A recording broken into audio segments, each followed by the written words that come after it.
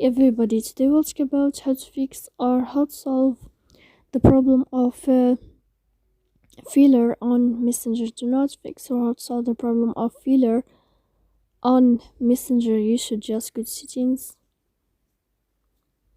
Here we click on apps, default apps, app settings.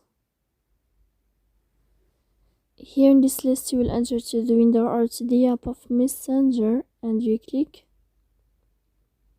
Then this page of app info we click on first stop and we click OK. Here we'll enter to the window of storage. Then we can click clear cache. Don't click clear data because that can cause you errors in your app. In the end, you can go to Play Store, you can search about Messenger, and if you find the update, you can update your app. So please don't forget to support us by like and subscribe.